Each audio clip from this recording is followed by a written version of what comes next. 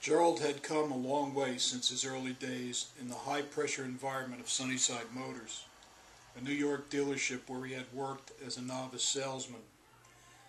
He had developed quite a style over the years. He was smooth, and his rugged features blended well with his diamonds and tailored suits. His piercing blue eyes complemented his slightly scarred face and soft demeanor. Both his appearance and manner were such that he instantly took control of any sales situation. So effective was he that on one occasion a customer threatened to sue the dealership because she was convinced that Gerald had hypnotized her to close the sale. Though that wasn't the case, Gerald did have a strange ability to view the sales situation from above. It's almost as if he transcends himself and watches the action one step removed, all the while interacting in it most effectively. He also had a rather annoying habit of talking to himself, often mumbling something incomprehensible as if in a private conversation. Be that as it may, he had risen to a position of authority at Grace Motor Cars and had been instrumental in placing the dealership in the #1 position in the United States. There was a time when Gerald and I were rather close, but I had lost touch with him recently. I was happy to learn of his successes in the business section of the New York Times. To be honest, I couldn't believe I was reading about the same man I had once known. I was both intrigued and a little concerned, and that is why I decided to wait for him in the shadows of his darkened office that evening as he pulled up to the showroom. As Gerald Calderon entered the building and flipped on the lights, he admired his reflection in the 1,000 pieces of glass and chrome of the showroom cars. As he entered his office, he didn't acknowledge me right away, but walked right by and sat in his large leather chair. Slowly he pulled open his desk drawer.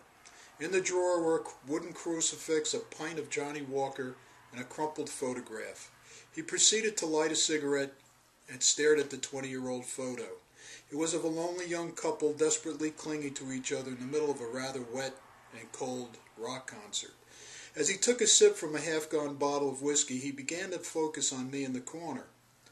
I was the first to speak. "Congratulations, Gerald. You've come a long way." "Have I, Francis? I wonder."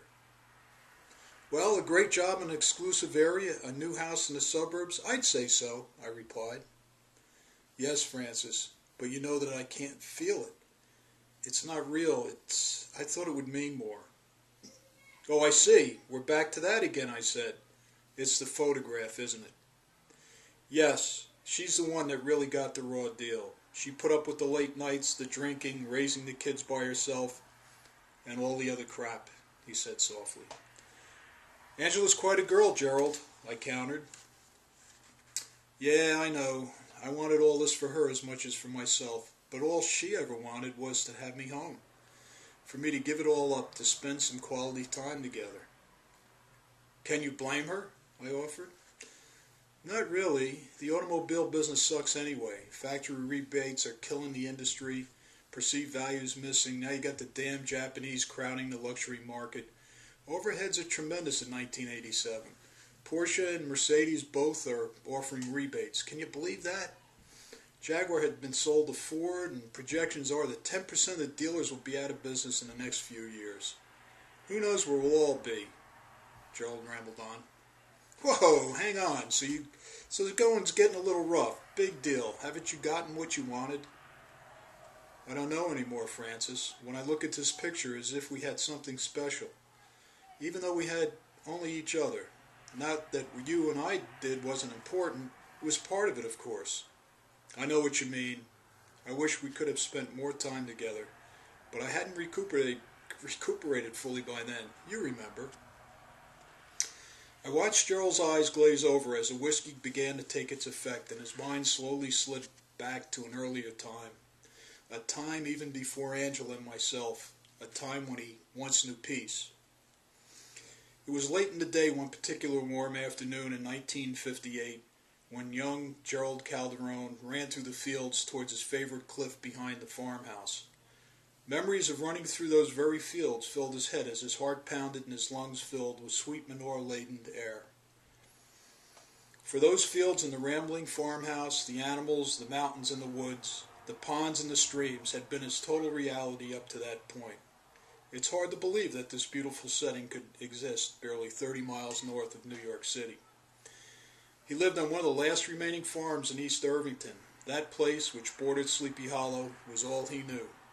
As a matter of fact, he didn't even realize that a New York City existed, nor did he care. For him, all that was important was the panorama unfolding before him. His earliest recollections were of running through those very meadows as golden sunlight sprinkled down upon him, and pollen gently floated up toward deep blue skies. It was under these skies that he would run and explore freely all the fascinations which abounded in that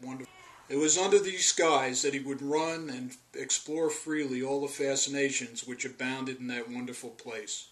He was free and unencumbered, and his body grew strong. He stroked soft hides and tasted fresh fruits, which he pulled freely from the bushes as he walked, and talked to himself mostly, and to the many animals, as if they understood him. In time he came to know every inch of that farm, and would lay awake at night, imagining where he would explore the next day. Whether he would venture down to the pig pen to scratch the sow's wire-bristled head, or to sneak up to the Billy the goat before he would bolt away, or whether to squeeze through the tiny opening at the bottom of the chicken coop, only to be frightened by the commotion he caused, as chickens, dust, and feathers flew frantically all around the dingy, cramped interior. All of this was about to change, however, and he tried to dismiss the thought as he approached the summit of the hill that had the large rock outcropping that he sought. As young Gerald Calderon stepped out naked onto that ledge, the entire farm stretched below him, and in the distance he could see the tops of the Palisades Mountains which snuggled up to the Hudson River.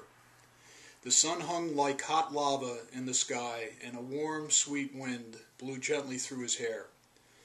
Gerald pressed his soft body against the warm, smooth surface of the cliffs below him. Golden rays of sunlight warmed him from his fingertips to his toes, as he felt himself melt into the stone like a warm paint on a soft canvas. He could hear the sweet sounds of birds muffled by the wind, and from his innermost being the incessant droning of an angelic choir brought him to the point of total immersion. At once he was everything and nothing. It was as if he had risen above his body and watched as his senses drank in thirstily all that surrounded him. He had become one with all of creation, yet at the same time he felt like a ray of light, or a single blade of grass, or he became the cliff, or the individual tree, or whatever object he concentrated upon. And he was in the land, and the land was in him, and his soul cried with joy as it covered his being with the soft reassurance of the deep blue sky. The opening of the closer song, Christopher Cole, a.k.a. Pat Colucci.